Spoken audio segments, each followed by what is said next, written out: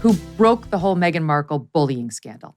And one of the things I think is most interesting about this is Prince Harry on his recent media tour went on about, so obvious. The palace starts talking about her bullying right before the Oprah interview. I mean, you'd have to be stupid to believe this was not a made-up attempt at maligning Meghan unfairly. But the truth is, you've seen the documents. There are papers in which this behavior is documented going back to, correct me if I'm wrong, I think it's October of 2018. This was not a made-up scandal because she went on Oprah. No. So a couple of things to say that, yes, the original memo making the bullying accusation was in October of 2018. First of all, Harry's talks about the palace. And this is an allegation that Meghan's lawyers made when they responded to me, that this was clearly an attempt to smear by Buckingham Palace. And that's, obviously I'm not going to get into my sources for the story, but that's a ludicrous allegation. Because if you read what I wrote, the Buckingham Palace does not emerge well from this. They messed up. They messed up because they did nothing. These allegations of bullying were made, and they did absolutely nothing. They just sat on it. So the idea that Buckingham Palace should put this out is just a joke. The other thing is the timing of the story. When I wrote that story in March of 2021, I did a lot of media interviews, and also when I wrote in the Times, I was completely upfront that the timing was connected to Oprah. And the reason why is because the victims of the bullying, they wanted their story out there. They wanted the world to know that, there's Meghan portraying herself as a victim of the palace, essentially. And they wanted to say that there are other victims out here. And if they put their story out after Oprah, it just would have been lost in the noise. No one would have paid any attention. And it also would have come across as sour grapes. So the only way to make sure they got heard was to make sure their story came out before Oprah. So it's not some evil palace conspiracy. It's just the way that the way these young people suffered in their view at the hands of Meghan.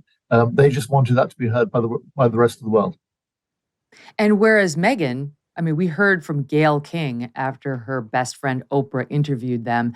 Meghan has the receipts. She's got the documentation to prove every claim she made in that interview. And yet now we've watched 6 hours of Netflix and we've read Prince Harry's memoir, Spare, and there are no receipts.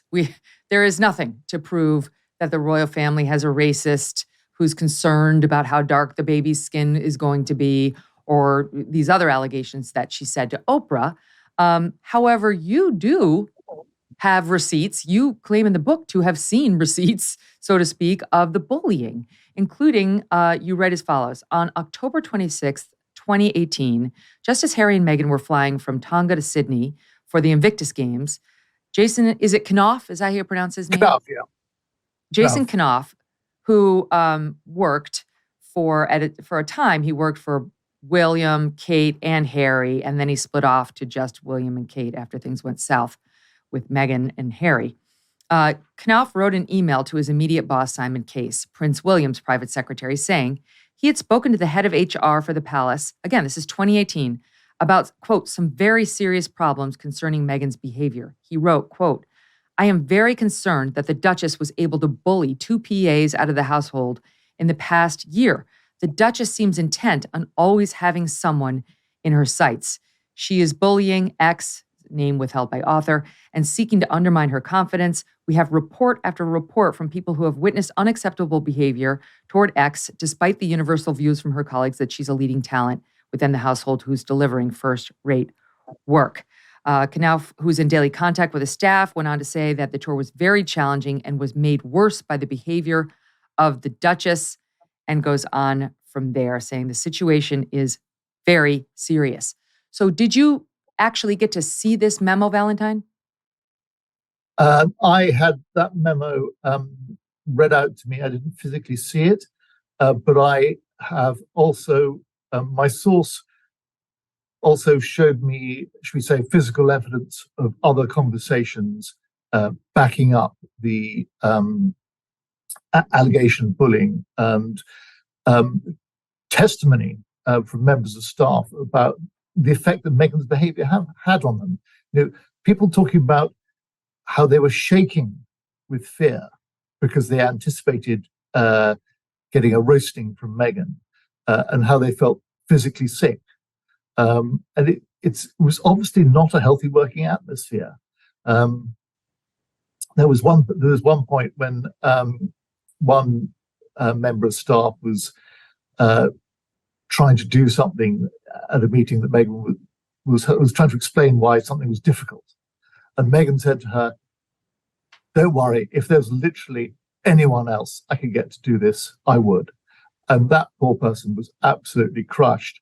And just one of many examples of being, completely squashed by Meghan. And a short while later, Prince William saw this person in the corridor and said, "Oh, look, listen, I hear you've been having a bit of a bad time. I'm really sorry, but just want you to know you're doing a really great job." And they just burst into tears. It was just so broken at that point. People were broken. Walk us through, tell us a little bit, because the book is about all the people around the royal family, courtiers.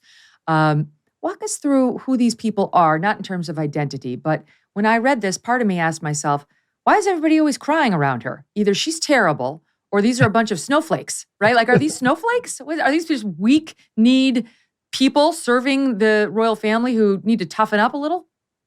No, they're not snowflakes. And let me tell you a bit about the two people who were closest to Harry and Meghan in the period we're talking about. So their private secretary was an Australian woman called Samantha Cohen, who worked for the Queen for a long time, incredibly able, popular. The Queen loved her, very, very, very tough as well, and very imaginative. And everyone liked Sam.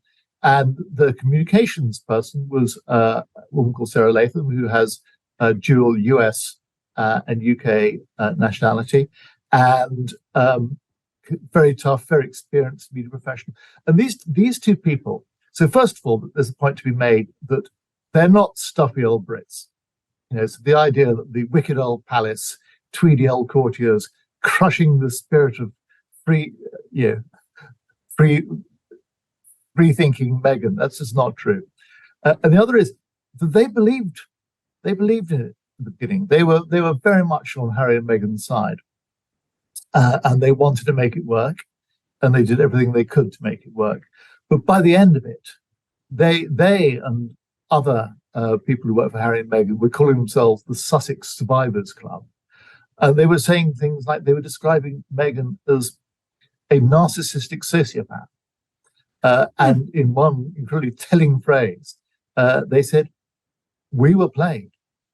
They felt they were manipulated by Meghan and let down by her. So, it all started off with the best of intentions, and it just collapsed. Like many people, I am eating healthier these days, and that's why I love good olive oil. And by good, I mean fresh. Freshness makes all the difference. Olive oil packs the most flavor and healthiest nutrients when it's fresh from the farm. And that is the problem with supermarket olive oils. They're not fresh. They can be sitting on that shelf for God knows how many months, growing stale. That is why I like my olive oil direct from small, award-winning farms, and I get it thanks to a guy named TJ Robinson, also known as the olive oil hunter. When I first tasted TJ's farm fresh oils, I fell in love with them. Vibrant, grassy, delicious flavors. They are amazing on salads, veggies, pasta, meat, fish, whatever you put olive oil on. And as an introduction to his fresh-pressed olive oil club, TJ is willing to send you a full-size bottle of one of the world's finest artisanal olive oils. It's worth $39 for just $1 charged to you, just one, to help him cover the shipping. Best of all, there's never a commitment to buy anything, and you can cancel your membership at any time. Get your free $39 bottle for just $1 shipping and taste the difference freshness makes. Go to harvestfreshnow.com. Harvestfreshnow.com for a free bottle and pay just $1 in shipping. HarvestFreshNow.com. Hey, thanks so much for watching. If you like what you just saw, hit the subscribe button for more clips and full episodes.